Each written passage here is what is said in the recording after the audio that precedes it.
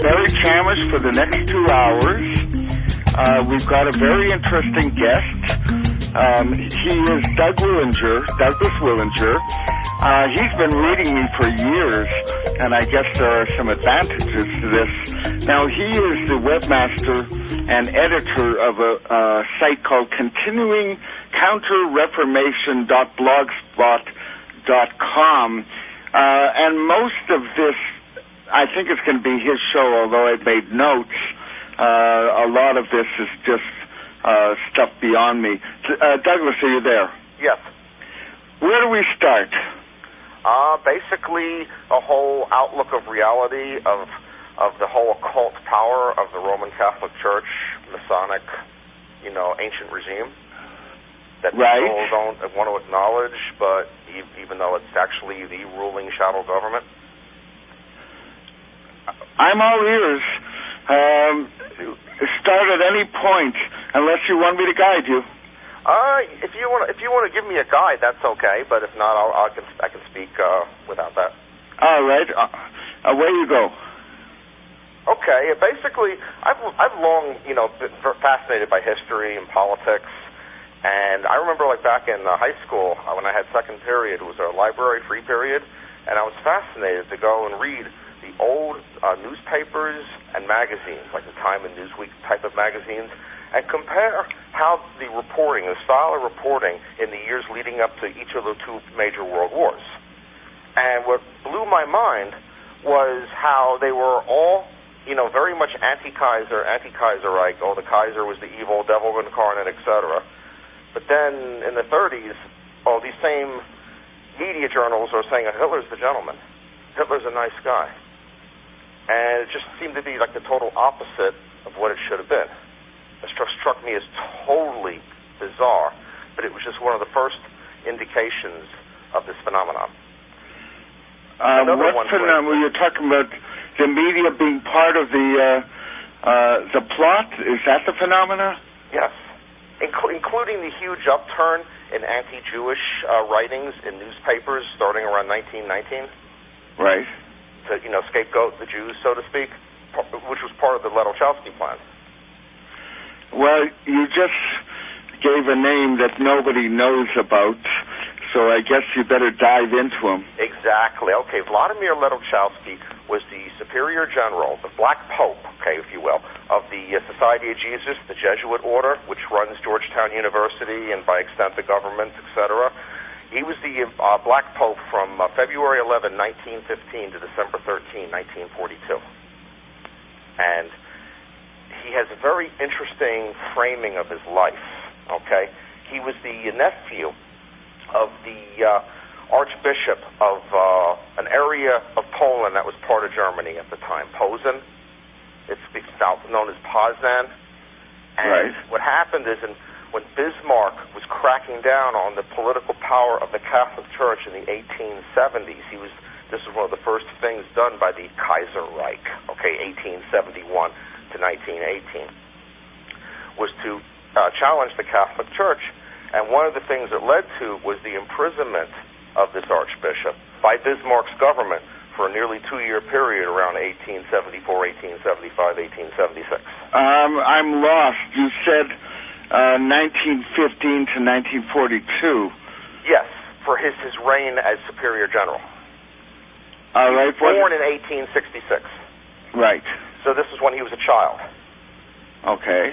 And I have an account from the Washington Post in 1915 that specifically said that he witnessed the Bismarck's humiliation of his uncle as a child.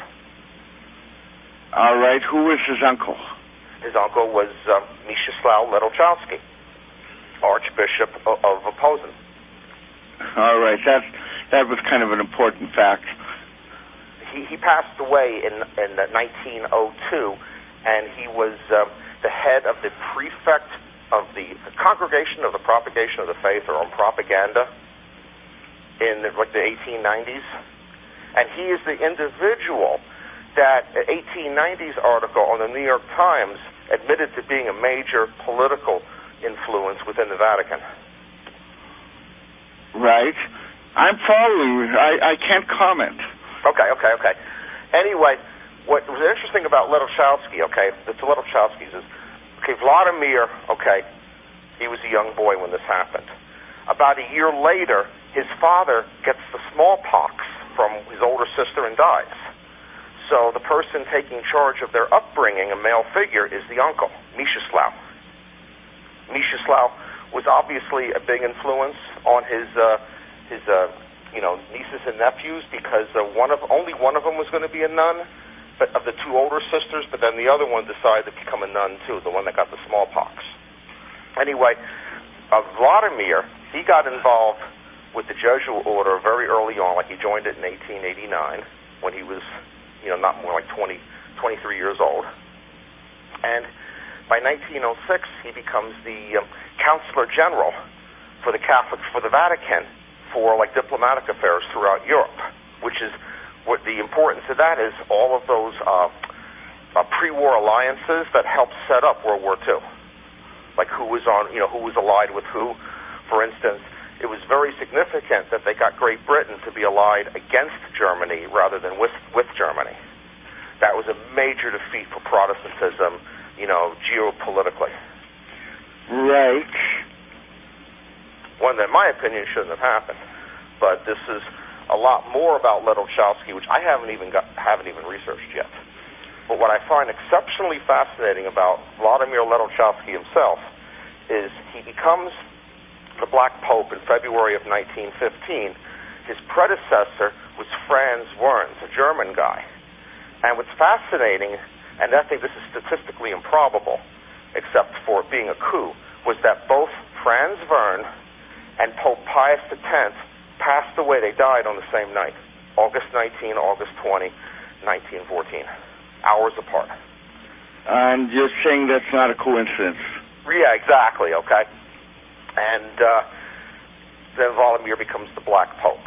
And to me, I get the feeling of that Vladimir got them to agree to some sort of let's start a war thing, but Vladimir had an agenda that extended further. Well, I can add something here that I think is pretty relevant. The Turks allied themselves with the Germans, the Ottoman Empire. Yes. Now, just so you know, the Turks were taken over in 1909 by someone named Enver Pasha and his Young Turk Revolution. It was 1908. Well, I'm just going to quote, the Atlantic Monthly of last month. Quote, according to the two most senior of His Majesty's diplomats in Constantinople, Gerard Lowther and Gerald Fitzmaurice, Enver and his associates were rooted in crypto-Jewish Freemasonry, with its adeptness at manipulating occult forces, and modeled themselves in the French Revolution and its godless and leveling methods. The reason I quote that is this is something I know, and I'm not sure if you do or not, but what we call the Sabbateans allied themselves with the Germans. I don't know if this means much to you. It means a ton to me. I never even knew of that. But it reminds me of the political dynamics that pervade. All right. Well, let's get involved in something politically. It's always like a set agenda, and even no matter how flawed the agenda is, it doesn't matter if it's left or right. You can't alter it at all. No matter how much success you have with an idea, once you get beyond the mezzanine level, the second floor of a structure, everything is like, no. It's like it's centrally directed.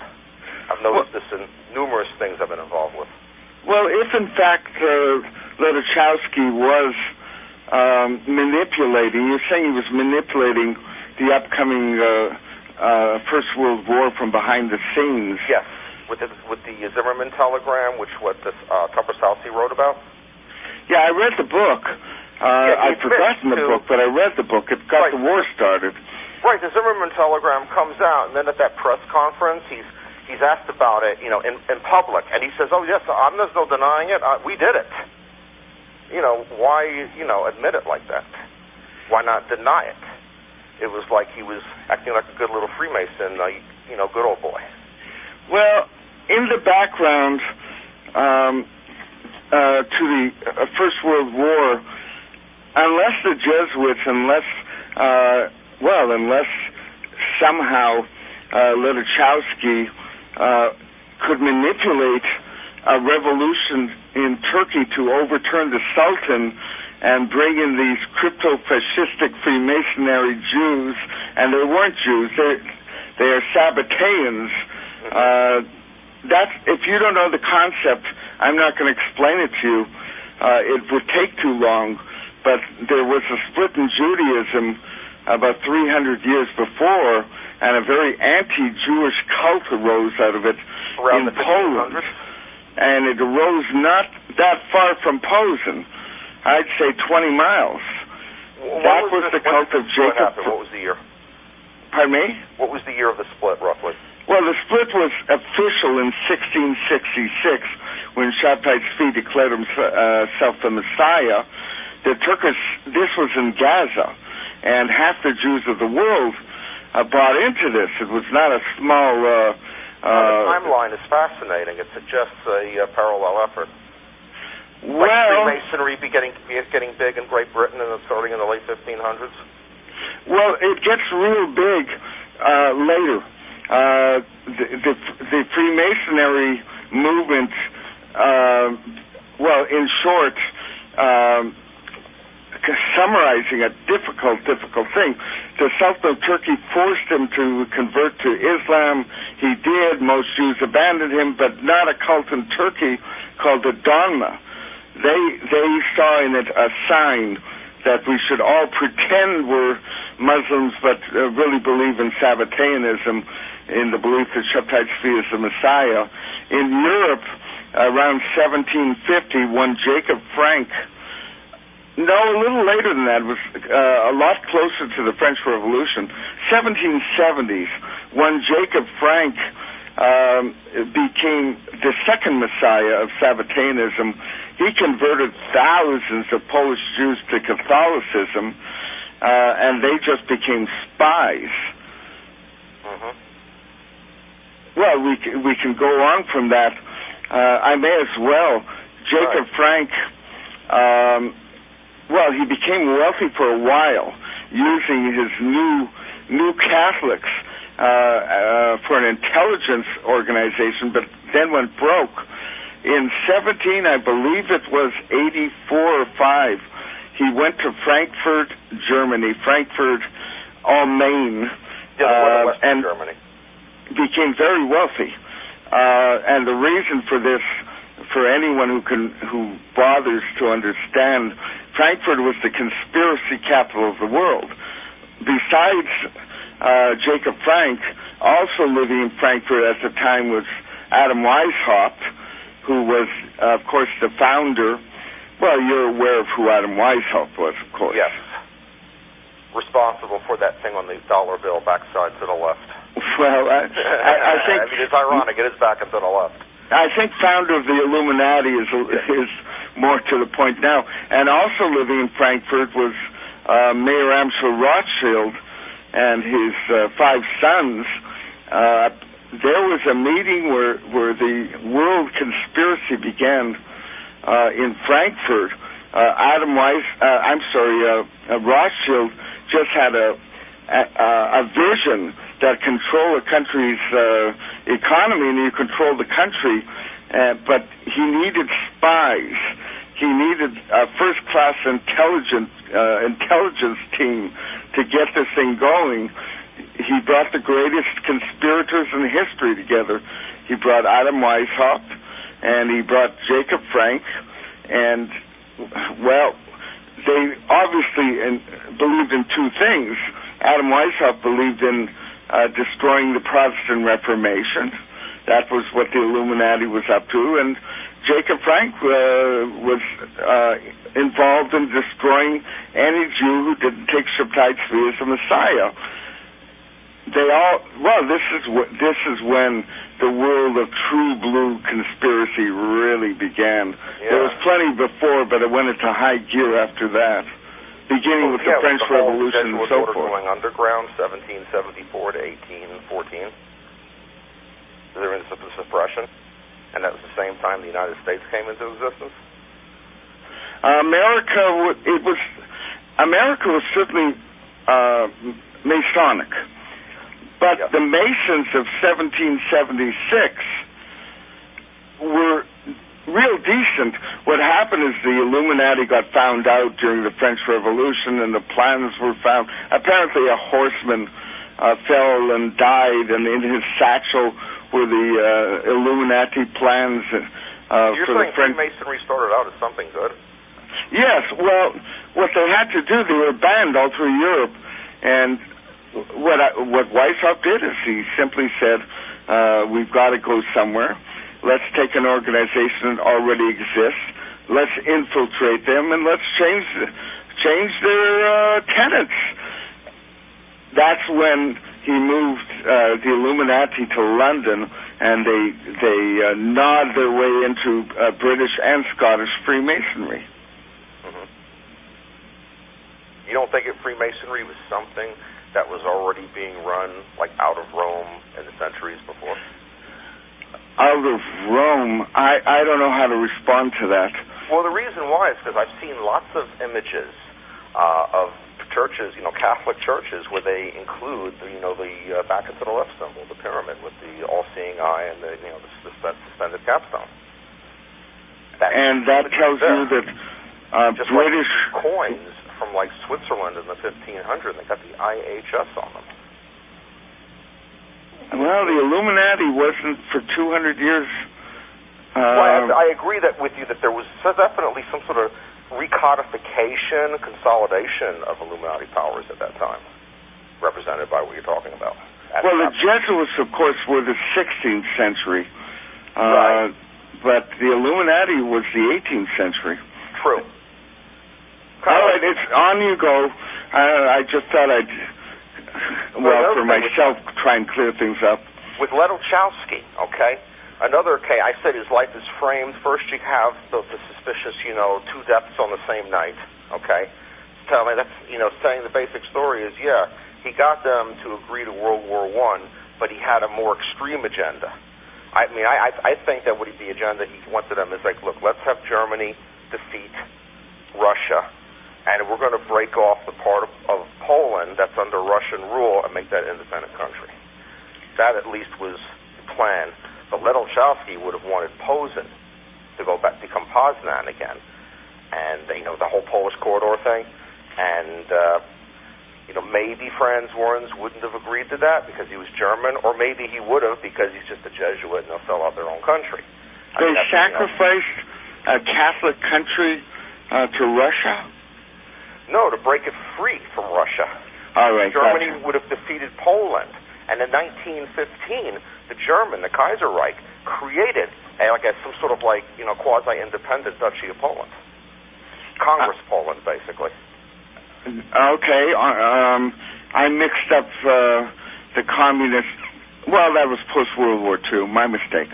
Okay. It was a very different situation than, the two wars. I have books on the Jewish life in Eastern Europe, and they like the German occupation of World War I, and that's why a lot of Jewish people just didn't believe the stories of the Nazis and what they were doing to Jewish people because they remembered the Kaiserreich.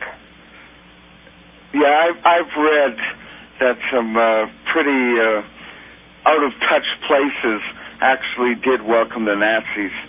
Yeah, because it was the reputation of the guys with the spiked helmets. The Nazis would send reports that the Jews clearly misunderstand our intentions. Well, yeah. But that's, that was, the Ledolchowski thing. I don't know the details of, obviously the Holocaust of the Jews, and that was part of the extreme agenda. And maybe Franz Werns wouldn't have been that bloodthirsty. I don't know. These are all, points that I just have not been able to determine. But obviously there was some sort of staged agenda thing, and you see it at the end of Ledolchowski's life. It struck me as soon as I saw his death date, December 13, 1942. Why? Because that was only about 3 weeks after World War II turned against Germany. Stalingrad, the Soviet counteroffensive, started November 19, 1942. Oh, you're not saying that he died because of Stalingrad? I'm saying that somebody around him figured out that he set the Third Reich up to lose and poisoned him. In the New York Times, I came across there were a whole bunch of these premature obituaries of Vladimir. Like for about a 5-day period, you start to see, oh, he's dead. Oh, no, he's not dead. He's still alive. And they would make references to him having gastrointestinal problems. That's right in the New York Times. And then they finally announced he was dead for good on December 13th. Was he so well known that he would make the New York Times? Well, only about maybe 3 or 4 times in his entire reign. Like when he became, there might have been 1 or 2 articles when he became Black Pope, 1 article when he died, and at the most, 1 between. Now, of course, we can take that 2 ways. The first way is he really was sick, and he really did die. The other, they were preparing the public for his demise. That one is not clear-cut evidence. Well, I'm just saying there were these reports where he was dying of gastrointestinal problems. And so it would have been no shock, of course, when he died, but the question is, maybe he did have gastrointestinal problems. Oh, yeah, I believe he did. I don't doubt that. But the timing of it, I'm thinking someone poisoned him because they figured out, oh, you set up the Third Reich to lose. He's getting the reports of the Soviet counteroffensive has begun. The Germans, for the first time in the war, are now being pushed back. That was 11 and 13 days, 24 days separating his death, and that started that counteroffensive. You know, if the Nazis had attacked Stalingrad 2 weeks earlier, they would have taken the place. It was the winter that killed them. Well, also, too, no long-range bombers to get the industry on the other side of the Urals? All right, it's a complicated story, but... or here's another factoid. Eric John Phelps told this one to me. At the end of World War I, the Germans give up, even though they really didn't lose the war. And what it was is that they had like 1 million men in reserves in the East that they could have shifted over to France and kicked Uncle Sam's ass. And they didn't. But Ludendorff was the one responsible for that. Just adding that little factoid. All right. And then afterwards, they start blaming the stab in the back of Germany on, quote-unquote, the Jews, which was a total crock. But that was also part of the whole Ledolchowski plan. All right. I'm going to sort this out, and I'm going to remind the listeners that we're talking about the Vladimir Ledolchowski. He was the Supreme General of the Jesuits. Now, what Mr. Willinger is... Well, he's giving him an awful lot of power, I'll tell you that. Why would anyone listen to him? To Ledolchowski? Yeah. Why would he have the ability to twist his finger around history like this? Because of the position, the Jesuit order, like they start out being the confessors. Wait, we have got a little break. Very shortly, we part for 3 minutes. But don't hang up. Okay. We have a couple of... I'll tell you about the next one. The next one is 7. But this is 3 minutes, and just hang in there. My guest tonight is Douglas Willinger. When we come back, he's going to give out his blog spot, and you can find out more about him. We'll be back in 3 minutes. It's Barry Chamish. I'm back for part 2 of a 4-part... program tonight. My guest is Douglas Willinger. I would say the first thing we should do to clear up any confusion is, Doug, please give away your internet site. Okay, it's a Continuing Counter Reformation, all 3 words, lowercase, all put together with no spaces, .blogspot.com. You can do that again. It's a long one. Continuing Counter Reformation.blogspot.com. Good. To my listeners, I invite you to go there. It's actually a a pretty darn good site. Now, what I'm following with you, it seems to me that you're blaming the First and Second World Wars on the, on the Roman Catholic Church. Yes. Well, yeah, I mean, they totally wired into all of our governments to get them to behave however, they want. They did it with funding Hitler. They did it with puffing up all these leaders. That's it? I think this is kind of an important thing to discuss. It's not just through the government, but it's through the media. It's through college fraternities and Masonic orders. I mean, all of that stuff is all interlinked. If you, for instance, I have a blog post on continuing Counter-Reformation. If you scroll down you see on the right side, I have a bunch of articles, and right here, I have Romish Masonic Order. Click on this article called College Frats, the Satanic Luciferian Romish Masonry. And what's in there? What's in there, okay. I was doing research on this powerful Washington, D.C. law firm called Covington & Burling. They're involved in every single issue I blog about. And I highly advise going to my blog profile sometime, check out each blog, and hit the tag in each one for Covington & Burling, because they are definitely a major powerhouse player. But anyway, when I was researching them, I found out that the man who founded the law firm, a congressman by the name of James Harry Covington from the Eastern Shore of Maryland, his name pops up in the early history of the FDA, the U.S. Food and Drug Laws, which is another thing I write about, where they basically manipulated the whole agricultural markets to protect the development of Virginia Brightleaf cigarettes and to protect that from the foreign market threat of coca leaf, which is why we have today's cocaine problem, where they perverted it into a concentrated drug. But without digressing on that any further, what I found out about Covington is that he was a Grand Master in his fraternity, which is look at it's called Kappa Sigma. And the symbols of it combines like Shriner's symbol and that of the Order of the Eastern Star, with the Islamic crescent atop, and it's over a star. And the Eastern Star Masonic Order, they have the star pointed down like satanic style, which makes it look like extra frightening and stuff.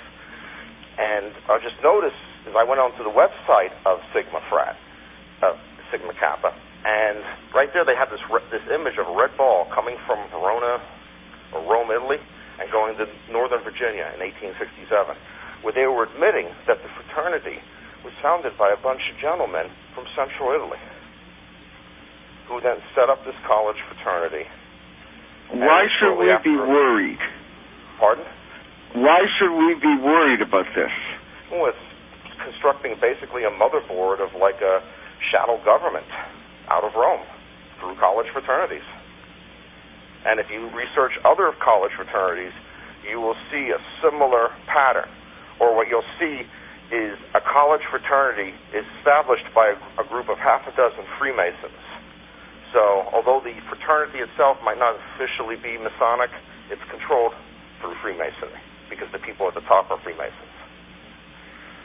The general pattern that you're going to see in the establishment of these organizations, because for the conspiracy to exist, you need a hierarchical command. That's what cracks me up about all these people that blame it on quote-unquote the Jews. People, that's not going to work with just people having a DNA or whatever. No, you need a hierarchy of command, a chain of command to pull anything like this off.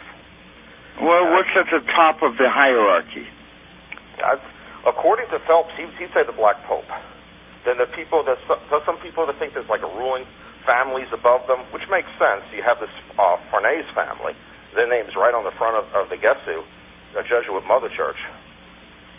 And they have their own Pentagon in Italy. With the stairs down a narrow road down a hill. It does, and they have supposedly they have a painting in there of Washington, D.C., as it was envisioned in the 1600s, but you can't get it online. It's just a description of it on the Unhived Mind. Well, you're naming names that, most of us are not terribly familiar with. Are you saying that they're at the top? Well, that the two world wars came from this family? Not one family. It'll be a group of families. And it could possibly be the King of Spain you've talked about. Oh, I can talk about Juan Carlos all day long when it comes to the Middle East and the mucky he's it's your show, but Juan Carlos is certainly got a great deal of power over Israel. A great deal. Yeah, I suspect they got a great deal of power over the planning of Washington, D.C. as well, because that's the dynamics I encountered, because I am involved in different things. If you go into my profile, you see a blog called South Capitol Street, and that was about, there was a proposal to build a greenway extending south of the U.S. Capitol. Like you have today's National Mall is like the West Mall, a big piece of grass that extends from the U.S. Capitol to the Lincoln Memorial, and it's got the Washington Monument in the middle of it. They were going to build an extension of that going due south of the Capitol. It was on the front cover of a U.S. National Capital Planning Commission document, 1996, 1997, called Extending the Legacy. What if they had? What would that mean? Pardon? What if they had built it? What would change? Nothing as far as I know, but the thing is, it was squashed. There was no literature. All the public literature, it had paintings of it, but nothing in the text. And the text was all very vaguely written. It would say Gateway or Boulevard. It would never say Promenade or Greenway or Linear Park. Well, let's put this in perspective. Why is this important? Because the dynamics, okay, you would think that if there's a proposal like that, and then there was a controversy, you would see, if you're following planning, you would see people talking about it, you'd see organizations taking different positions on it, you'd see a vigorous public debate. Here there was none. It was squashed. And I was the only person to have a blog about it. Well, what was your claim? Environmentalist organizations, they all behave like puppets on a string. None of them wanted to touch it with a 10-foot pole. Well, what did your blog say? I'm still lost about why we should care about this. Because the mall is pretty. It would be a nice addition to the city. And why should we have some unknown entity saying, oh, no, we need to spend all our money on stadiums, and get away with this even with no public debate? I mean, we're living like a plutocracy. Some, hidden government upstairs is making these decisions, and it's got the tentacles and everything. It would be like the Lincoln Memorial getting blocked by a baseball stadium, and there's no controversy. Where are all the Freemasons holding up their great compass and square and, being known to be involved with D.C. planning? What I've seen down there, those people are a bunch of drones. They join these organizations, they get 20 swords pointed at them with a burlap bag over their head. That's basically telling them, you shut up, you be a quiet, good yes man, and we'll give you an overpriced job for being a mediocre putz. That's what a good old boy is, and that's the dynamics. All right, I know that this ceremony you're talking about is at the higher, that's already at the 30th degree. Up until then, most lower degree Masons don't know about their organization at all. Right, it's highly segmented. Right. Now, I'm going to go back, and believe me, I lost that point. It just doesn't get me angry that there was no rebellion against an extension of a path. I just don't understand, with world wars and 80 million people being butchered, and your claim is that these wars were manipulated by the Catholic Church. And I think that's a more important issue than this one. Oh yes, but the thing is that the tree's got many branches, big ones and little ones, and a little one can be useful for highlighting their occult government. Look, if you want to talk, it's more important than World War II, but it's a valuable way of highlighting You know, why is it that they always like claim to be so much into city planning, but then all of a sudden everyone's got their heads in the sands and doesn't want to talk? Look, if you want to talk really solid proof that the Catholics had a very, very dirty finger in World War II, you take the post-war and you take the rat lines, where monasteries, including Jesuits, they were also Franciscan and Dominican. They got the Nazis. They saved the Nazis. They put them up and they gave them false papers and they put them on boats and planes and they sent them worldwide and they kept. And that's totally covered up. I mean, you go on the internet, type in Vatican claims. There's a lawsuit going on. I don't find anything in the news about that. I mean, these people have a website about the lawsuit, but I have not seen any media coverage except for what's mentioned in my blog and a handful of others. Who's suing who? Pardon? Who's suing who? They were suing Croatia or the Vatican. The Vatican claims. I have it on my website.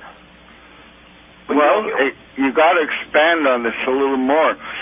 Who drew up the suit, and what are the claims, and what are they suing about? From people, from Jewish people and other people. Here it is, right here. In late '07, it was sidestepped by a judge who granted a motion to dismiss.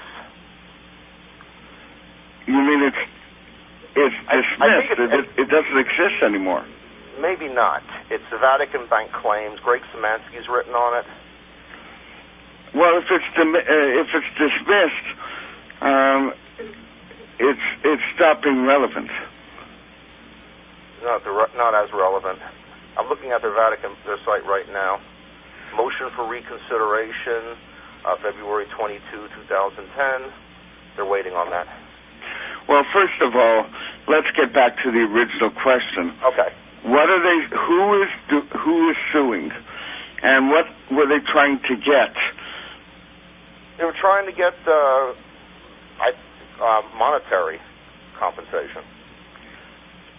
It's called Alperin versus Vatican. Statement of the Independent Council of Roma of Serbia on the Vatican Bank lawsuit for immediate release. Alperin versus Vatican Bank has given hope to the Roma people of Serbia that the injustices of the Second World War might finally be addressed. But so it's the gypsies who are suing. Okay. But the U.S. Ninth Circuit Appellate Court decision on December 30, 2010, granting immunity to the Vatican for war crimes is a great disappointment. The U.S. courts can no longer be considered hospitable to human rights cases. The Vatican Bank has been granted immunity to commit crimes. There can be no immunity from complicity in genocide. By laundering the gold teeth of our relatives, the Vatican Bank, joining with the Utasha butchers and madmen who terrorized Yugoslavia during the Second World War, killing, raping, and looting with impunity. Now the U.S. court system has seemingly absolved these killers of any guilt through its actions. There is irrefutable evidence in the form of statements of the witnesses, authenticated historical documents, and transcripts that our lawyer, Dr. Jonathan Levy, and others have submitted. Oh, I know John Levy. He's on my email list. Okay, good. He sends me stuff all the time. Okay, let me just finish this statement here. It's not much longer. The Vatican Bank is not a religious institution, but is in fact well known throughout the world for money laundering. It stands for illegal profiteering and not religion. The U.S. courts have set back the cause of human rights to the dark days of the Second World War through its stated indifference to our plight. The U.S. courts remind us of Pope Pius XII, who, while feigning holiness, encouraged the Nazis and Utasha to commit genocide due to his inaction. Today, the vaults of the Vatican Bank still gleam with our ancestors' golds. This money-stained gold was bought dearly with the lives of our kin and is now retained, ironically, with the help of the courts of the so-called former champion of liberty of the United States. Because of all these facts, Independent Council of Roma of Serbia urges the U.S. State Court of Appeals for the Ninth District to immediately revoke the unjust decision in the interest of justice. This shameful ruling is anti-Gypsy, anti-Roma. Further, it tarnishes the reputation of the U.S. courts internationally. The message of the U.S. courts is unmistakable. The lives of Roma are worthless in their eyes when compared to the golden allure of the Vatican. the message to neo-Nazis, fascists, and racists everywhere is clear as well as it's okay to kill and rob Roma as long as you make an illegal argument for immunity. Well, first of all, you gave me a great idea. I'm going to email John, put him on the show coming up. Now, when you say Roma, that's the name the gypsies call themselves. Is this... Did I hear this wrong? What is the Roma in this document? The Roma, they were amongst the people butchered by the all right, that's the gypsies. I have to look at this document.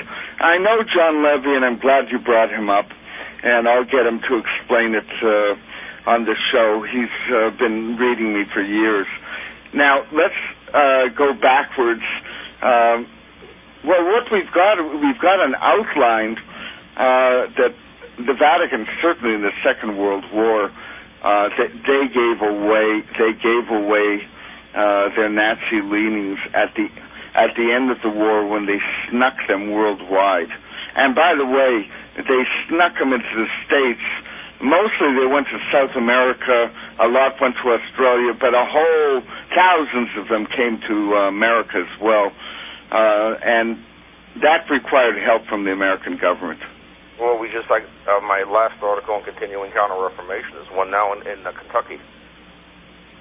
A woman who committed war crimes in the 1990s. Oh, I read that. But that's from the recent Serbian war. Yeah, I understand, but that's it's connected. It's the same part of the world. Kind of. There's kind of a gap in time here, like 50 years. Yeah, but if we had a bunch of Germans doing that today, we would rightfully say, oh, yeah, that's an outshoot of the Third Reich. This is an outshoot of the Utasha regime. What this woman did was not eye for an eye. No, but again, to describe it, well, the article... One case was that she said where she cut the penis off of the guy who raped, killed a Croatian girl.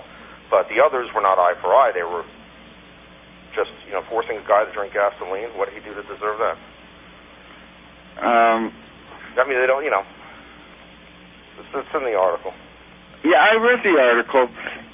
Look, there was a really, compared to the butchery that went on in the former Yugoslavia, she was a very small cog in it. Oh, yeah, absolutely. And, all right, she gets sent back and she's put on trial. And, the man who was de-penis isn't there to testify against her. But I really doubt that he was necessarily a rapist. I think she probably just got off on cutting off his penis. Maybe, I'm just telling you that was the only one where it was presented as eye for an eye, and the rest, they didn't even make an attempt. Yeah, there is no question, but the difference, and it's a big difference I want you to know, is that 50,000 active Nazis, actually, the final number who came to the States was over 100,000. A lot moved to Cleveland. Go figure that out. Huh. But... Well, blend in well. Everyone there looks Irish or German or Polish. Just about. In Cleveland? Well, Ohio, anyway. Well, they moved here. An awful lot of Nazis were funneled through these monasteries, and the phony papers were accepted by the Americans, and there's a major scandal that's never been properly looked into, is the hundreds of thousands of Nazis who escaped Germany, never faced prosecution, changed their names and started new lives worldwide. That was via the Catholic Church. Yeah, and they could blend in very well. I mean, also, too, the topography, a lot of, like, Ohio, it looks like northern Germany or Poland. Well, I think they probably had a German population there first, and they just, it was just like old home week. But nonetheless, the point I'm making is, while you're talking about Catholic involvement in these world wars, this is actual proof that they really were allied with the Nazis. Needless to say, Pope Pius VI, who was the Pope during the Holocaust, and which the Vatican want to canonize. They want to canonize Pope Pius the 12th. The 12th. I'm sorry. Wait, is it Benedict the 6th? This is, I think, Benedict the 12th or 15th. They're both the 12th. No, maybe the 16th. I think it's. Yeah, it's the 16th. Yeah. Whatever. Pope Pius the 12th was no saint, and the Vatican and their Nazi Pope, the Pope Benedict the 16th. They're doing it like creeping artillery. First, they're going to beatify John Paul II. They're going to pull his body out of the ground and make him somehow pleasing to the public, and who will walk by and say nice things to him. That's being done right now. But the real goal is to canonize Pope Pius, who, look, all he had to do was open his mouth and say that the crimes against the Jews are against the Roman Catholic Church, and Germany would have lost an awful lot of soldiers, and the Holocaust wouldn't have continued in the same way. He never made a statement like that. That's at a minimum. Yeah. At a maximum, well, he died in 47, and the rat lines were already... Pardon me? Pius the 12th died in 1958. Oh, then he was all rat lines. He was the one who organized the saving of the Nazis. And when he died, they said his body put out a stench, like they were amazed at how bad his body smelled. That's another one of those little factoids I picked up. Another factoid, just to bookmark it right now, the Black Pope that succeeded Ledolchowski, Jansen's, he was in from 1946 to 1964. I recall reading that he died of a brain hemorrhage, and they've deleted that from the internet. I can't find it anymore. Oh, I'm not sure the significance of dying of a brain hemorrhage. Well, I'm thinking of God trying to tell us something. It's just an idea, a theory I have. Okay, would you have to go back to the Black Pope that goes two Black Popes before Ledolchowski? Okay, I said there was Ledolchowski. Then you had Franz Werns, the German. Well, immediately before you had Franz Werns, you had the Spanish guy, Luis Martin. And this is the guy, okay, his death was amazing. He had the worst case of cancer I've ever heard of in any human being. His body was ravished with it. They had to amputate his right arm in like 1905. And well, they didn't really have much treatment in 1905 for cancer. I understand, but I mean, I'm reading these histories of the Black Popes, and only one or two pops up ever getting cancer, and this is the guy that gave us the cigarette mercantilism, the so-called drug war, to protect cigarettes against coca leaf. Coca leaf is non-carcinogenic. Cigarettes are highly carcinogenic. I see it as divine justice. And with the whole theory about the hemorrhage, I'd love to see what part of his brain blew out, because if it was the right front part of his brain, that would be like God saying, yeah, we did JFK. Well, I'm going to repeat what you said before you dived into this, that this, of course, is a theory. Yeah, and you exactly. admit to it. Just a bunch of coincidences and stuff. And well, they're kind of interest, but I'm going to dive in. We very shortly will have a little break, and I'm going to dive in for the next hour on a few things that I know about. Okay. And that includes Israel's got a first-class Vatican spy in the house of the president. President Shimon Peres is nothing but a spy for the Vatican. And in the next hour, I'm going to add a few comments that back you up. Hi, it's Barry Chamish again. We're back for the final hour. We've got a good guest in Douglas Willinger. I am going to begin this hour with a plug. I've got a book that I think Douglas should also read. It's called Shabtai Tzvi, Labor Zionism, and the Holocaust. And it covers an awful lot of these subjects. And it covers the issue of Sabbateanism, which goes hand in hand with the Illuminati. And it's a subject that... Douglas, you got to get this book, all right? Okay. But for all my listeners, go to www.lulu, LULU.com. You write in my name, that's CHAMISH. That'll get you to my books. Get the less expensive non-color version of Shabtai Tzvi, Labor Zionism, and the Holocaust. You can download it for like $5. And my website is barrychamish.com. Douglas, shall we continue? Yes. Now, I don't know if I want to dive into this yet, but Paris offered the Vatican, this was way back in 1992, when so-called peace broke out with the Oslo negotiations. Paris was left out of them. So he found out about it. He was the foreign minister. He turned to the Vatican. He sent someone named Marek Halter,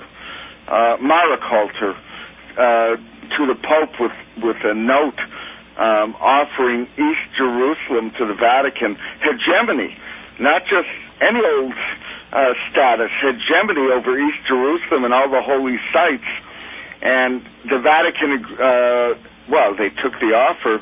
The deal was that they were going to create a Palestinian capital in this entity. Are you aware of this? Just what I've read on Hive Mind. I think I got some of your email on it. Yeah, well, this is not insignificant.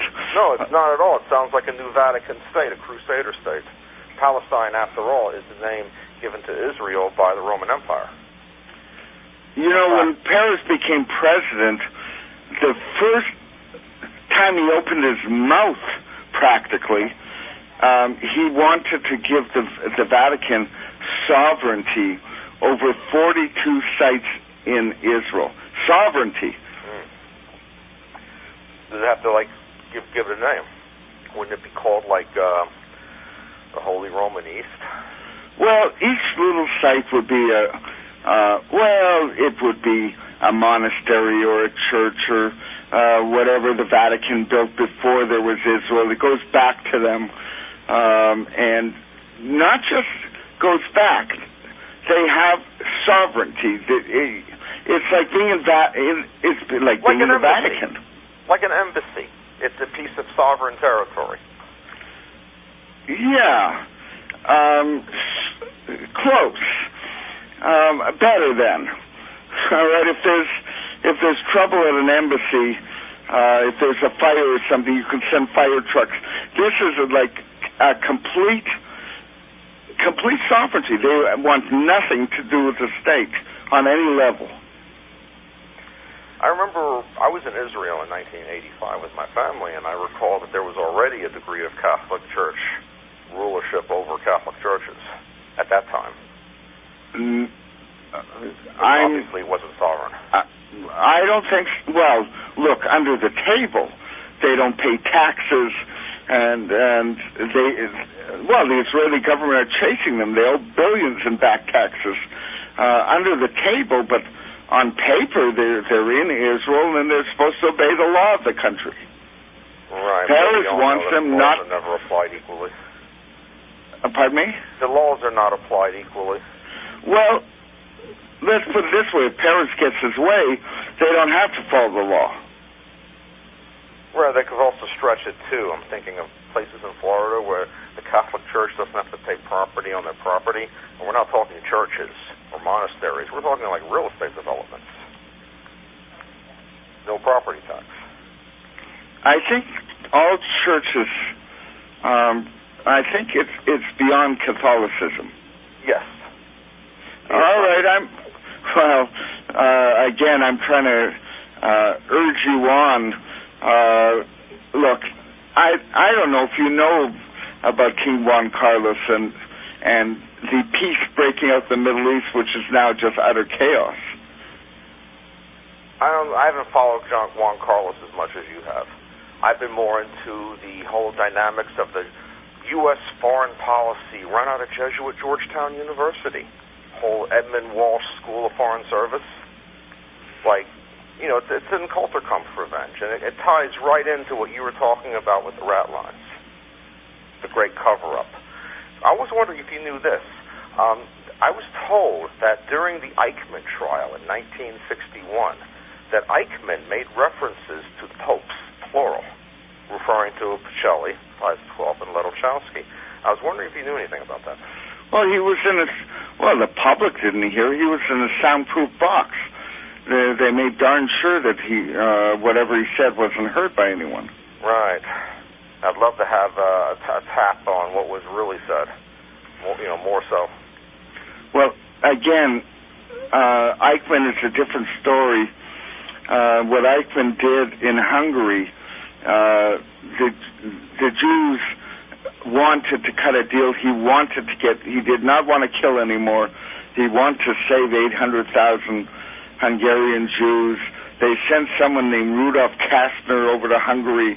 He dressed up like a Nazi, took back 3,500 friends, family, and fellow Sabbateans, and just told Eichmann to kill the rest. Right. I see, like a select few. Sabbateans, I would also say, Masonic, whatever, suck-up types. But, the favored class, so to speak. Well, I'd say it's more than a favored class. Again, we go all the way back to Frankfurt, Germany, when the Sabbateans declared war on the Jews. Look, in their theology, everything in the Bible is correct in its opposite sense. I always use this example: do not murder becomes do murder. And the Holocaust, the real story of the Holocaust is not what people understand. Now, the only three people who... Look, Israel only convicted one Nazi. Eichmann was the only one? The only one. Wow. Israel did not prosecute Nazis. They cut a deal not to prosecute Nazis. The only one was Eichmann. Rudolf Kastner was murdered in his bed by the hospital bed by the Israeli Secret Service, and someone, oh my goodness, right, more revenge than finding out that what was behind it. Well, there was, oh my goodness, that's the dynamics. If they don't want to find out, they just okay, let's satisfy some lust for revenge, but not allow the whole truth to come out. That's the dynamics. Well, that's certainly the dynamics. Yeah. Raoul Wallenberg was a Swedish diplomat who was fighting the Sabbateans, and, well, he just disappeared. The rumor was the Russians got him. Everyone who knew the inside story of the murder of 800,000 Jews trapped in Hungary died, and Eichmann was amongst them. Oh, you're saying Eichmann was killed at the end of World War II? No, he was killed by the Israelis in 1961. Okay. All right, okay, it wasn't a double. I thought you said Eichmann was killed with Wallenberg. Well, it's certain. Wallenberg disappeared in 1945. Right, exactly. He disappeared sometime in the 1940s. Kastner was killed in, I believe it was 1953, 1954. There was a trial against him. The whole thing came out in Israel. Kastner? He was the Jew sent by the Israelis to Hungary to negotiate for the Jews and took away 3,500 of them. Okay. They all died. They were all murdered. The story has not been told, but it's so deeply ugly. That's why I say you really have to get my book, Shabtai Tzvi, Labor Zionism and the Holocaust. I tell the story. I'll download it tonight. Have you read the Avles Beluskas blogs, by any chance? Yeah, they're sent to me. He sends them. Okay. Good. Yeah, because he talks a lot about, at the end of World War II, the similar dynamics where they massacred a lot of Yupasha, etc., to cover it up, as opposed to having show trials, in public. Well, that's certainly the Israeli way. There were no trials. The only trial of a Nazi who was actually convicted was Eichmann, and he was in a box where nobody heard him talk. Correct. They brought him to Israel and made sure that not a word leaked out to the public. The business of Hungary is a major Israeli secret. The Israelis they can't acknowledge their own recent history. They can't do it. It's beyond them to even try. Right, because I was just reading some of your email. You were talking about, I have one piece of email here from you recently, the Lavin affair. I didn't, oh no, I sent that out. It's not, yes, I have a paid news service. The Lavin affair was in the 50s, and it was, someone sent me a précis, and I sent it to you because I thought you'd see it was quite interesting. Oh, yeah. Yeah, I think Israel has a Masonic government that gives it bad advice. Oh, I think we should now talk about the Supreme Court in Jerusalem. Yeah, continue, please. No, I'm not continuing. You're continuing. Yeah, well, like I said, with my thing about Washington, D.C. planning, I'm into infrastructure, road, building type of issues. I mean, that's what disappoints me about Freemasonry. They hold up the compass and square. You think they'd be like pro-public infrastructure, and they're anything but. Well, let's talk about the Supreme Court building. Exactly, okay. Go on. No, you go on. Well, you know more about the Supreme Court building than I do. I mean, I could pull some pictures up on the internet and look at it. Oh, boy. I was hoping you would.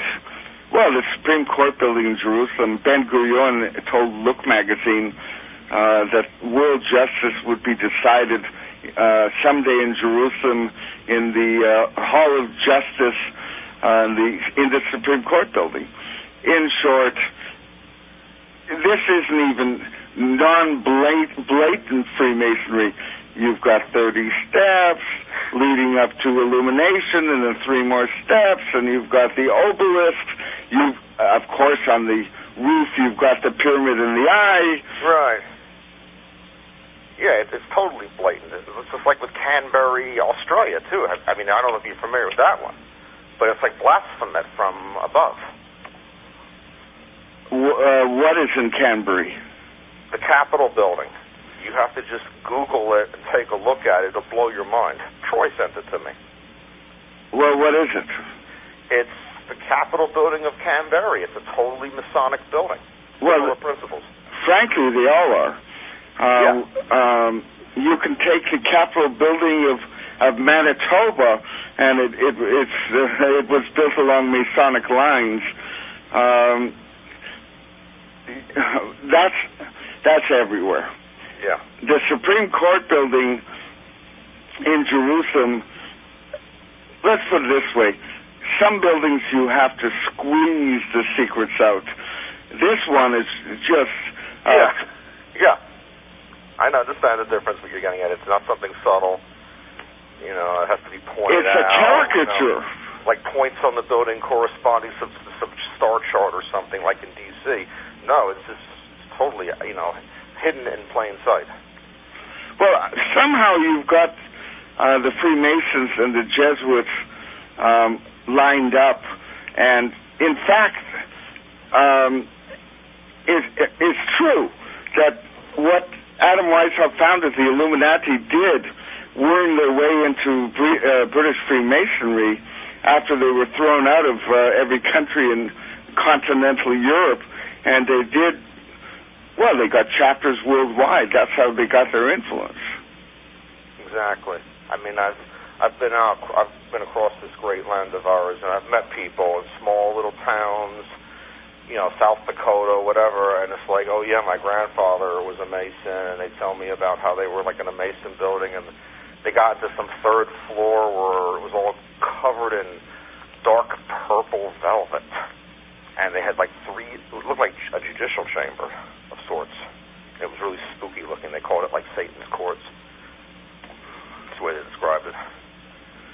Well, as I say, the Masons were once a very, very strong organization in America. Their numbers have fallen.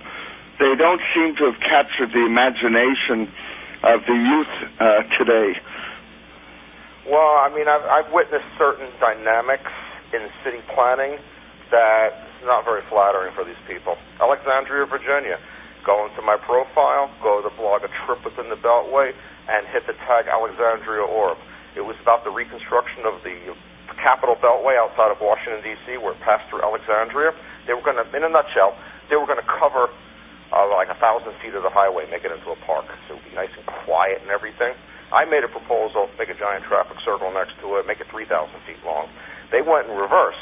They shortened the urban deck from 1,000 feet to 200 feet, putting the oldest African-American cemetery in Alexandria right next to 14 lanes of freeway and freeway ramps instead of a tunneled freeway, which should be a quiet park. And I was following this bridge planning thing for like 8 years. There was no political push from anywhere to take away the environmental mitigation for the people living next to the highway. But all of a sudden it popped out of the blue, and the city council would issue a report saying that the relevant committee on the issue, called a stakeholder participation panel, that they didn't even vote on it. And that was a total lie. They did vote on it. They voted 8-1 against shortening the urban deck. But the city government of Alexandria would lie through its teeth, and they would all behave like drones. And this is in the shadow of the tallest Masonic structure in the state of Virginia today, the Masonic Tower, the George Washington National Monument. Not the Washington Monument in Washington, D.C., but the lighthouse-looking one over Alexandria. And it just left a very bad taste in my mouth about Freemasonry. And they would be very much against covering a freeway because the unbuilt segment of I-95 through D.C., which was not built, because it basically, to make a long story short, the best route goes through a Masonic property. And they just don't want that. Well, it was built somewhere. Yeah, they built the Beltway instead, which they had to widen because they didn't build 95 through D.C. And they needed to do this environmental mitigation. And I happen to be the one person calling for building 95 through D.C., which is what John F. Kennedy proposed the year before his assassination. He said it should follow the B&O railroad tracks because that's the least, that's the least objectionable way of building the freeway. You have industrial right-of-way next to an existing loud railroad. And the best thing is to put it into a giant tunnel and put a park on top. That's my idea. But with Kennedy, what happened is they had the first freeway study on this right around the time of his assassination. The study started in late 1963. It came out in October 64, and it didn't follow his prescription to follow the railroad. Instead, it had 37 routes all over the map, creating a firestorm of controversy, because those 37 proposed freeway routes were an abomination. Well, the I-95 does, it goes from Maine to Florida. It must pass through there somewhere.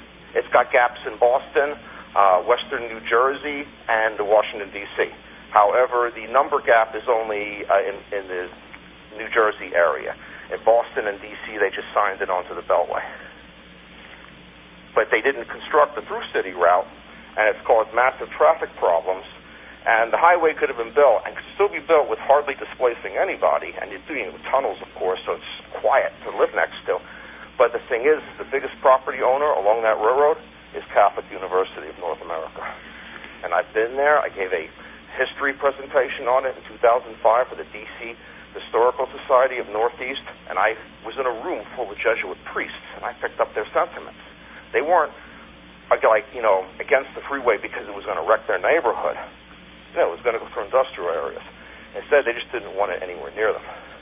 Well, how do you figure that so many Jesuits, this is now child molestation, it just came out this month, they're paying billions to their victims in America.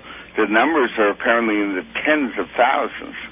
According to the former, advisor to the governor of New York, this was in the New York Times about 3 years ago, he said that 70% of the Jesuits were homosexual.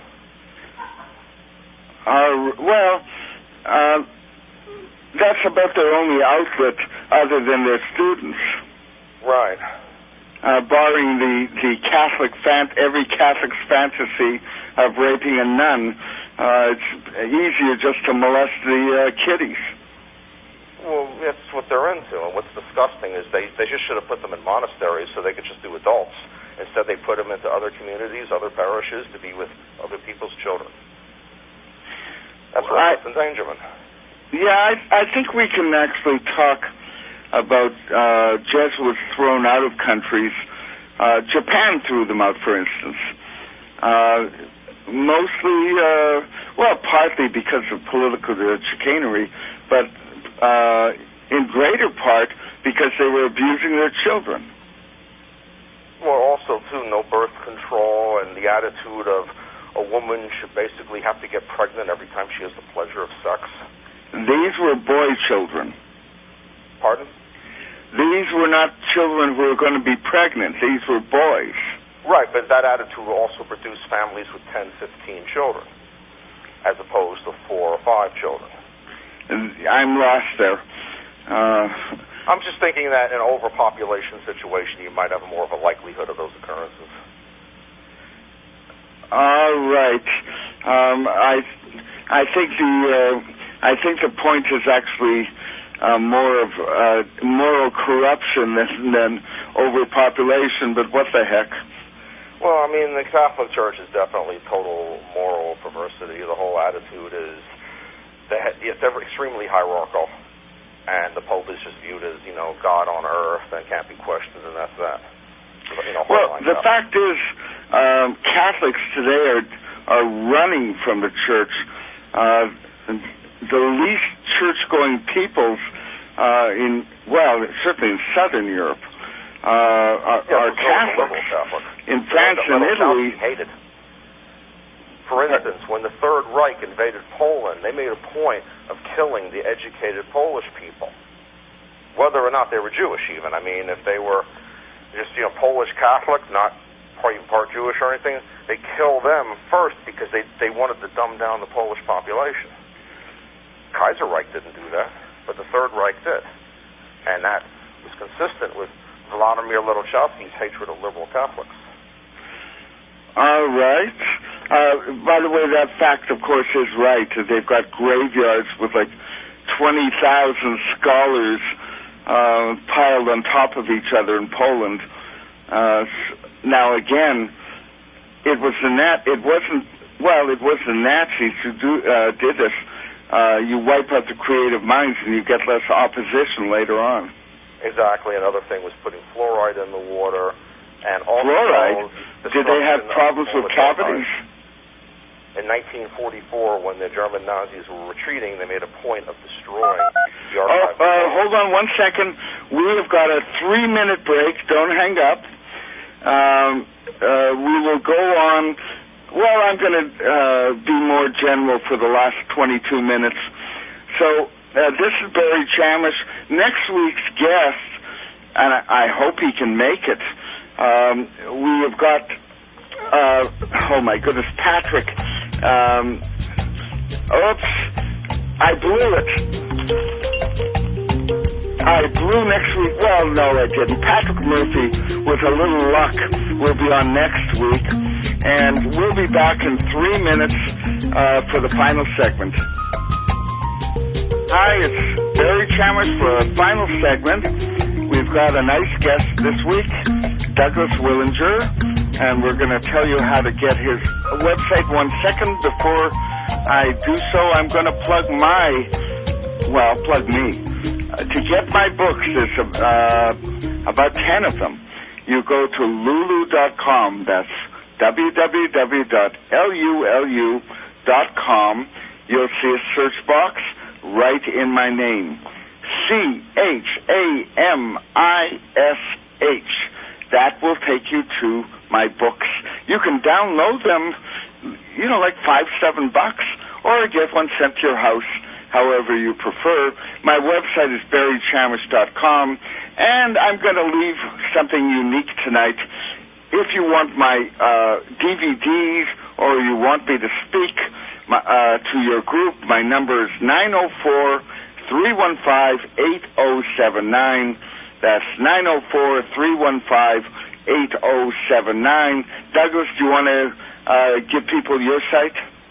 Continuing Counter Reformation JESUIT.blogspot.com. Do it one more time. It's a long one. Continuing Counter Reformation.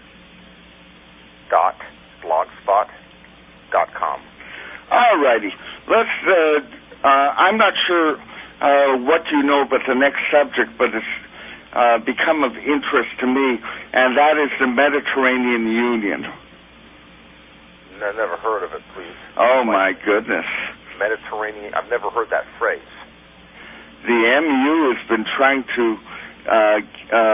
Well, right now there are 5 nations.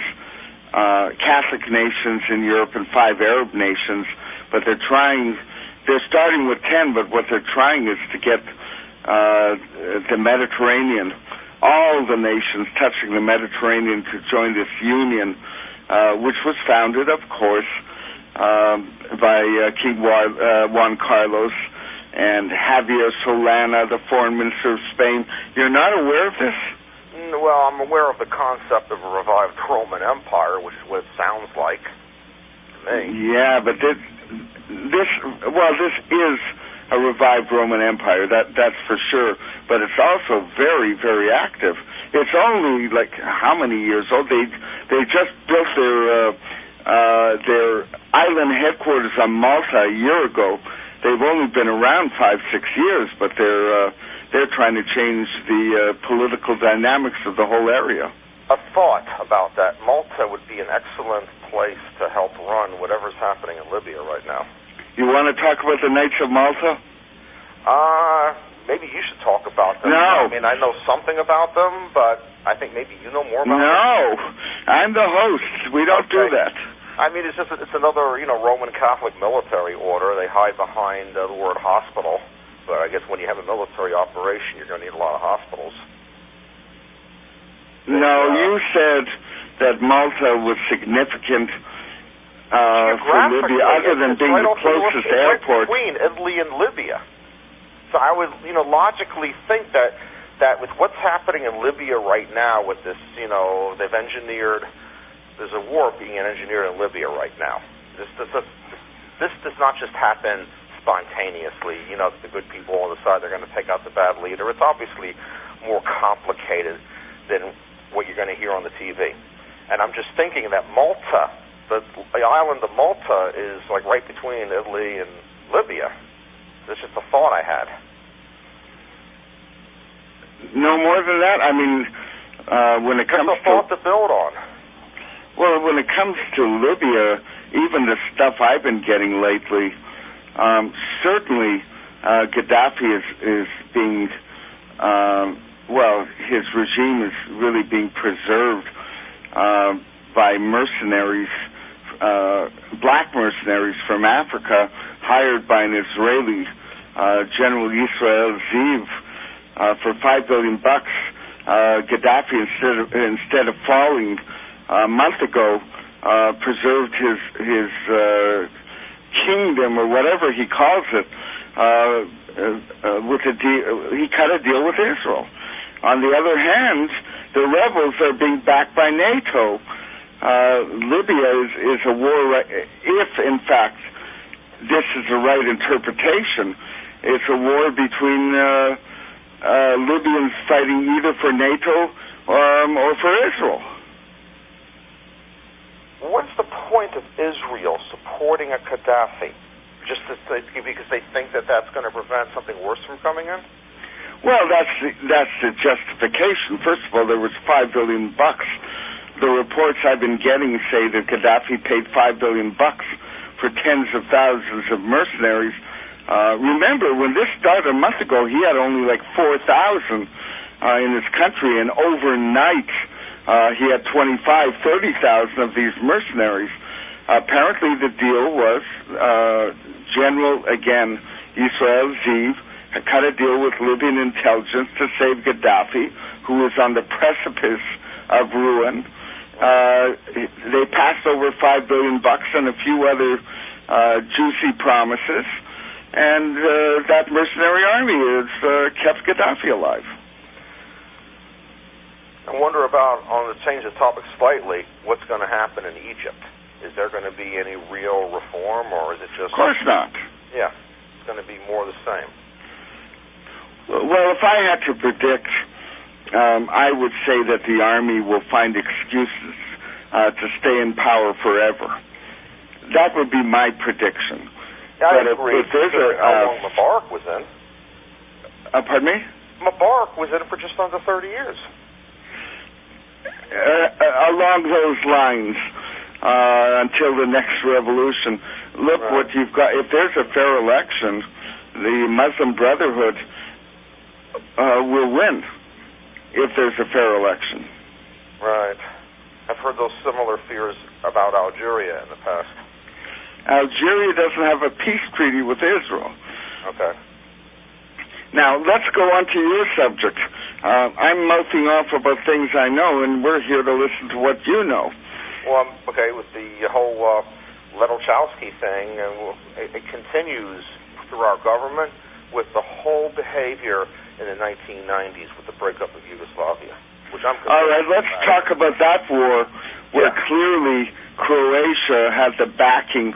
Well, Germany was the first country to recognize Croatia. Yes, as well as Slovenia. And then, of course, well, the thing that blows my mind is everyone, all these crocodile tear types for Palestine type, they never talk about Operation Storm. If they're against the expulsion of people from their homeland, well, we did it in 1995, the U.S., jamming the Serbian and the Republic of Krajina's military communications so Croatia could come in and chop the place up. Now, you do understand that the air attacks on Serbia came from Italy. I mean, you understand this. Yeah, it makes perfect sense. You mean, like I was saying about Malta? Well, again, without the Knights of Malta, without a proper explanation, it wasn't really a good explanation. I would just love to have military intelligence surveillance capabilities, and if that could be focused on Malta, the island of Malta, I suspect it would prove to be interesting. Just a hunch. No, there's way more than a hunch behind that. I'm being conservative. You don't have to be conservative with me. I'm easy. Okay. So, in other words, you really have not studied the Knights of Malta. Not that much. And there's an excellent blog out of, I think his name is Phil Yonkers. He's from the Netherlands. And he put out a beautiful bunch of posts, like in September of 2008, but nothing since. And the last one on there is about the head of Major League Baseball, like back in the 1970s. And I'm thinking more like Alexander Haig and the Foreign Service of the United States. I'm saying that when you click onto the blog homepage, that's the one that pops up because it's the final post he did. The Knights of Malta blog, and I recommend you go through it. I view the Knights of Malta as part of the same, basically continuing Roman Empire hierarchical structure. To be kind, at the top of the Knights of Malta are an awful lot of American politicians, people in charge of state and defense have been Knights of Malta for as well as public health. Harvey Wiley of the USDA, the chief chemist who chose to protect tobacco against the market threat of coca. I came across a letter written to him in December 1908 in the Archives 2 outside of Washington, D.C., next to the power line right-of-way outside of D.C., Archives 2, and this letter is inviting him to a smoker at the Cosmos Club, and there are these references in there. We want you to be there because we want all of the great knights who have shown like great prowess on former occasions. They're referring to these people who are a part of this as knights, but it doesn't say knights of what. But to me, that's a red flag that the man, Harvey Wiley, was a member of some Roman Catholic military order of some type. Knights of Malta, Knights of Columbus, I don't know. But knights. It's right in the letter, and I could even give you the link showing you the actual letter. Let's just As an example. Well, I got an example for you. Okay. The U.S. Supreme Court, there are no Protestants on it at all. Not a one. Right. There are 3 Jews, the rest are Catholics. Right. You're not going to comment on that? Well, the problem is that the Protestants we've had on there have been totally rotted out, I don't know, like Southern Baptist Freemason types. It's almost irrelevant. I mean, it's not irrelevant in the broader scale. But Well, it's just determining the laws of the country. I'd say I don't trust a rotted out Protestant Freemason much more than a Roman Catholic. They're really remarkably the same. Well, they haven't been on the Supreme Court of the United States for well over a decade. Who hasn't? A Protestant. This just happened recently, with Sotomayor. Well, that was. Right, but that was just 2 or 3 years ago. That wasn't. No, that was less. But that again, that's just Jewish liberal. Right. You've got 9 judges who are all Catholic on the board, and look, the odds in favor of that being random are not good. I know, because Catholics are what 35, 40% of the population, not 100%. I think it's less than 35. Well, actually, with the Latinos coming in, it's certainly becoming a much more Catholic country. Oh, yeah. And that's why I think Protestants should be more welcoming of Mexicans to convert them away from Catholicism, as opposed to being fearful and everything, because I think that's the way the Jesuits want the others to be. Well, no, I would look at the issue differently. People have asked, they've asked me even, how is it that the Americans have let in this massive number, probably over 20 million, of legal immigrants from Mexico and not found a solution to stop it. It's really just a show. There's very little in the way of penalties for sneaking into the States, and you can try again all you want. And my answer is this is the fastest way to Catholicize the country. Add 20 million illegal immigrants, and you with lots of children. I understand where you're getting at, but I'm thinking of what I see as the mistake Bismarck made. When Bismarck decided that Prussia was going to be strictly more German, he encouraged Polish nationalism in those areas, as opposed to being a more multi-ethnic model for Prussia. It became this is just Prussia, Germany. How is that related to illegal immigration from Mexico? Because both the U.S. frontier with Mexico and the German-Polish thing, that's all frontier between Catholicism and Protestantism. And you have to think of it strategically. I don't believe in being anti-Mexican or anti-Polish. I wouldn't say it's being anti-Mexican. Exactly. I understand. I'm not accusing you of that at all. I'm just saying that I believe that Protestantism is too fearful, and they let the Catholic, the Jesuits, outmaneuver them all the time, and getting them to behave certain ways to their detriment. Well, I would have more Protestant outreach to Mexicans. What you're saying is the Jesuits are behind the illegal immigration as well? I believe so. They had McCarrick of Washington, D.C. He's not a Jesuit, but he was like the lead speaker at some big rally on the Mall back in April of 2006 in favor of more Mexican immigration. Well, so I see it as a strategic thing where they bring the Mexicans in who are Roman Catholic, okay? Which is just about all of them.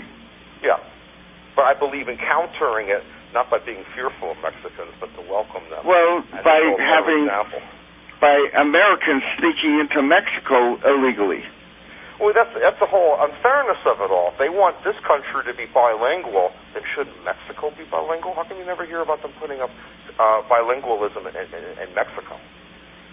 I don't think they have that many English speakers there. Right. Well, that's because it's got to be driven by the economy. And I think that I would look into the whole concept of Mexico being deliberately mismanaged so the people want to leave. And where they're going to leave to, most likely the U.S. Well, that's where they are leaving to in the tens, well, 2 of millions. I've heard 20 million are here legally right now, permanently in the United States. Yeah, I believe that. I mean, they're everywhere practically. Well, that would be, if you wanted the ideal plot to Catholicize America, all you have to do is get tens of millions of Mexicans into America. They'll have children, they'll vote, and you will get a 35% Catholic population using that method. Right, and doing nothing to counter it. Well, look, you have to understand that the Catholic Church has taken a ton of bad publicity lately. Really nasty. I think it's a limited hangout, frankly. They let all this stuff come out about the sex stuff, so no one talks about Lettelchowski in World War II. I don't know if they're connected. I think a very small number of people are historians. Right. But nonetheless, if you want a thriving church, you can't have a bunch of sex perverts in every city where they show up. Right. Well, I'd say just a certain percentage of the population is that, and they're going to be naturally gravitated to a place, like that. Well, yeah, if you're banned from having legal sex, right. you're gonna go looking where it's available. Exactly. That's why, I think that the Protestants who support, a lot of laws that see what people do in the privacy of their own bedrooms is misguided. Look, the one difference, now admittedly, outside of America's unusual. There are religious movements here everywhere you look. But in Europe, it's just dead. And the Protestant, in England, the churches are all boarded up. I mean, literally, hardly anyone goes to church. But you don't have these creepy crimes of perversion because their ministers can marry. Right. Yeah. Oh, absolutely. Yeah, that's where Protestantism and Judaism has got it way over Catholicism. Well, that's pretty, that's... In that regard, yeah. I mean, I've seen, different things about the different religions that I can pick and choose, and that's one of the things where Protestantism and Judaism is way better, superior to Roman Catholicism. Look, there isn't a big phenomenon like in Catholicism in the Jewish theological circles of molesting children. Here and there you'll hear about it. But yeah, because it's in the human species. It's in the human species that's very, very repressed. And if you can't marry your entire life, something is going to pop inside of you. Exactly. I agree with that totally.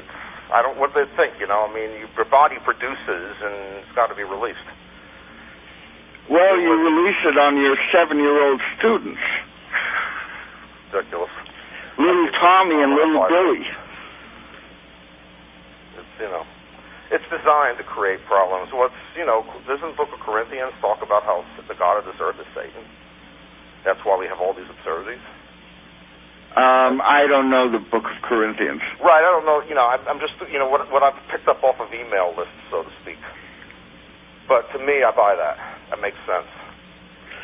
What do you know about Opus Dei, DI?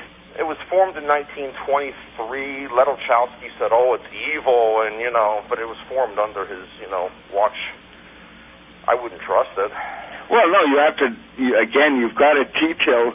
Nobody knows what Opus Dei is. Fill them in. It's an ultra-conservative Catholic religious order. It's more than I'm the host. I can't. It's more than an order. It's once again, John Kerry, who, by the way, his father is Jewish. I know he's Skull and Bones. He wasn't Opus Dei? No, I'd never heard that one. I know he's Skull and Bones. I'm not going to stand by that. I'm going to say I was mistaken. Right, or misunderstood. I understand. But the I don't Opus have any Dei, to him being Opus Dei either. It's not an unpowerful organization. You can't enlighten us at all on Opus Dei? I haven't studied it that much. I mean, I've basically built a study on things that I feel are grossly underdeveloped, such as Vladimir Ledolchowski's Cult-Or-Come Revenge. I mean, like Tupper Southsea mentions about Ledolchowski as being, this is like one of the most underrated, people of the 20th century, words to those effect. But he didn't, build it as far as I did, but I incorporated his work because I thought his work was first rate. It's not complete, but it's there. When a 15 Brenner Strauss, I don't think Brenner Strauss was in the book he wrote, Rulers of Evil. It's a separate essay that was on the internet, and I've incorporated it in my first month archives of a continuing Counter-Reformation. Well, again, expand on that a little bit. Whatchamacallit there? Okay, with what, Ledolchowski and Brenner Strauss? It was basically 1919, the story of Brenner Strauss that's the address. 15 Brenner Strauss is where the papal nuncery or papal, some sort of like an embassy building for the Catholic Church was in Bulgaria, and that the young Adolf Hitler was sent to where Pacelli was living, and was met by the Popicina. They wrote a book about her. She was the aide to Pacelli, and she remembered his name, Adolf Hitler, 1919. He came there. We woke up Pacelli and gave him some money and his best wishes. Did he make an impression on her? Yes, she remembered the name. Well, besides that. They don't say, I'm sure there's more that she might have observed and it's not necessarily written down. I'm only going by what's contained in the article. So what you're saying is that Hitler got money from the Jesuits? Yeah, from Pacelli. I don't think Pacelli's a Jesuit per se, but from the Vatican. According to Tupper Southsea, Tupper Southsea idolized Vladimir Ledolchowski. Tupper Southsea, I want to plug him. Not only were we good friends over email, I bought his albums. He was a tremendous musician. If you know what the Neon Philharmonic is, that's Tupper Southsea. Yeah, I sent him an email a long time ago, and he died a few weeks later. I never heard back from him. But very that's when talented. I contacted him. He wrote an excellent book on the Jesuits, as a matter of fact. Southsea is S-A-U. Rulers of Evil, you're referring to? Yes. Yeah, I have it. It's a great book. Tupper Southsea should not go forgotten. It's S-A-U... S-S-Y. I'm looking at what I have. S-A-U-C-Y. Hold on. I think it's S-A-U-C-Y. Scrolling down to S-A-U-S-S-Y. Really? S-A-U-S-S-Y. Look him up. Tupper Southsea. And by the way, if you remember the big hit Morning Girl, he wrote it, and that was his band, the Neon Philharmonic. Now, we've got to say goodbye now. We had an interesting show. I have a lot of Southsea on Continuing Counter-Reformation. You can go to the right and hit the tag on it. There you go. Now, we had a good show with Douglas Willinger. What am I saying? Willinger. But Willinger. You lectured me last time about the G, and I want to make sure I had it right. Douglas Willinger gave us a good show. Next week is Patrick Murphy. This has been Barry Chamish, and, well, next Tuesday, 6 p.m., we're on again. That's Eastern Time. Good night, Douglas. Good night. Bye. Bye.